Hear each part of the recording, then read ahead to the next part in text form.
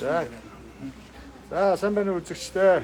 Аялал бүтээгч нэвтрүүлгийн энэ удаагийн дугаартаа аж үйлдвэрийн гавьяат нодлон 10 сард доктор хамгаалсан Ариун бол ах маань оролцож байна. За манай аялал бүтээгчтэй энэ өдрийн мэнд хүргье. Даваа ястагаа энэ нэвтрүүлэгт хамт байгаад нэр хүндийн хэрэг байлаа. За тэгээ манай аялал бүтээгчид маань асуух зүйлээ битээрээс асуугаарай. Тэгээд ямар ч байсан Монгол улсад маань энэ хөдөлмөр эрхлэлтийг дэмжих зорилгоор төрөөс 3% хүүтэй 3 жилийн хугацаатай зээл олгоод эхэлсэн байгаа. Тэгээ энэ зээл олголтын талаар аялал бүтээгчид маань бас урам өгж байгаа. Энэ талаар бас хахаас Ариун болдохоос бас асуулаа. Тэгээд Ариун болдох маань бас энэ санал сэтгэлээ хэлсэн байгаа. Тэгээд нэвтрүүлгээр та бүхэн маань сүгзээрээ. Тэгээ ер нь та аялал бүтээгчтэй хандаж юу гэж өгөх вэ? Та одоо баг 30 жил аялал бүтээлээ шүү дээ, тийм ээ? 30 жил бол хүний амьдралын бас энэ сайхан мөч юм бүтээж хийж амьдрах бол хамгийн аз жаргалтай. Бүтээж хийж олсон мөнгө хүртэл амттай байдаг. Тийм учраас өөрсдийнхөө ажил үйлсийг хийж бүтээж байгаагаараа аж амьдрал гэр бүлээ авч явж байгаа энэ Монголын мянган одоо аялал бүтээгч жинжиг дунд үйлдвэрлэгч нартай бол сайн сайхныг хүсэж байна. Өнөөдөр энэ коронавигийн энэ хүнд үеийг зөвхөн энэ хийж бүтээж амьдралын энэ олон хүнд хэцүү 90-ад онд ямар байлаа, 2000 онд ямар байлаа, банкны зээлийн хүү бараг 30-40% байхтаа л энэ бүх давааг туулж өнөөдрийн одоо энэ 21-р зууны энэ шинэ одоо үедээ золгож байгаа. Өнөөдрийн амьдралын хамгийн хэцүү сая 2 жилийг одоо давж туулж чадсан ийм одоо эр зоригтой, ийм хөдөлмөрч, ийм сэтгэлийн тэнхээтэй та бүхэндээ бол баярлж байгаа. Та бүхэнтэйгээ хамт нэг аялал бүтээгч болж нэг дээвэр дор нэг нэр зүүж байгаадаа бас бахархж байгаа шүү.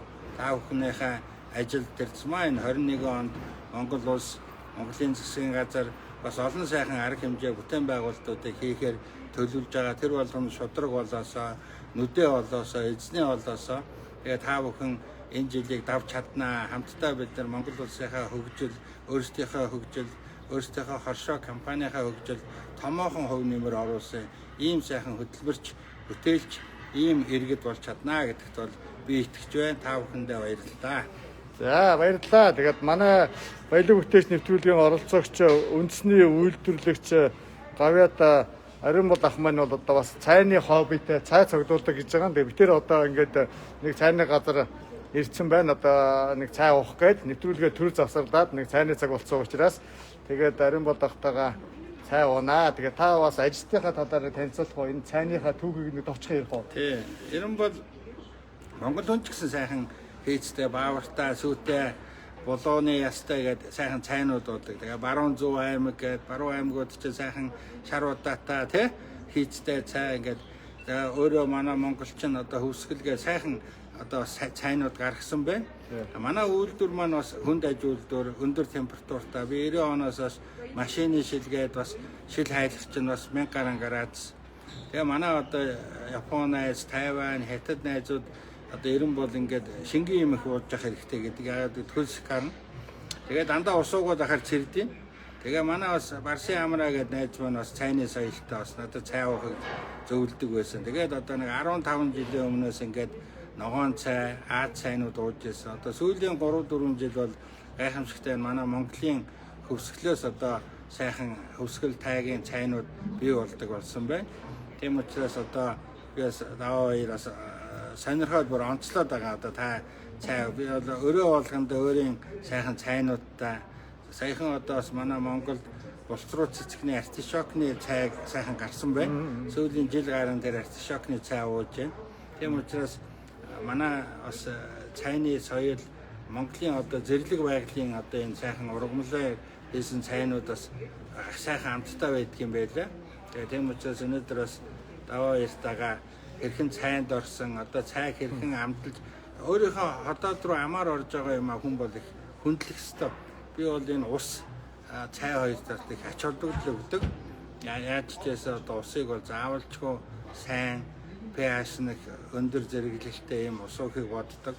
Цайгаа ч гэсэн бүр өөрөө эрхмэлж өөрөө найруулж өрдөг. Зочиндоо ингээд цайгаа буцалгаад цайгаа хандлаад уух чинь бас хүнд их дотн сайхан одоо орчин үүсгдэг. Тэгээ дараа даваа хоёрыг бас оффистаа урьж байгаа. Тэнд бол одоо нарийн бичгээ дуудаад кофе цай өгөх нэг өөрөө цайгаа буцалгаад хандлаад ингээд зочноо дайлгах чи бас өөр шүү дээ тий. Тийм учраас та бүхнийг бас сайхан цайны соёл суралцаасаа цайны соёлтой болоосоо гэртээ оффистоо цайны юм хэрэгсэлтэй болоод одоо заавал одоо Хятад, Тайвань, Японоос цай авахгүйгээр Монголын энэ бас жижиг дунд үйлдвэрлэгч нар гайхамшигтай сайхан одоо зэрлэг ургамлынхаа цайнуудыг нохоо шүү. За тэгэл одоо зөвхөн талгааны цай хүртэл гарсан байна шүү дээ тий. Тийм учраас энэ маань өөрөө бусад цайнаас дутгааргүй сайхан шимт хижээлтэй зэрлэг байгалийн юм сайхан цайнуудаа ууж хөвшөөсэй. Тэр маань буцаад бас бие бинийгээ дэмжиж байгаа л гэсэн үг шүү дээ тий. За. Харин бол тахта баярлалаа. Хоёул цаагаа унаа. За ингээд манай Харин бол ах маань сая нэг ганцхан сарын өмнө 2 сарын дундуур гавьяцаад авсан байгаа төрдөө өнсүүлсэн.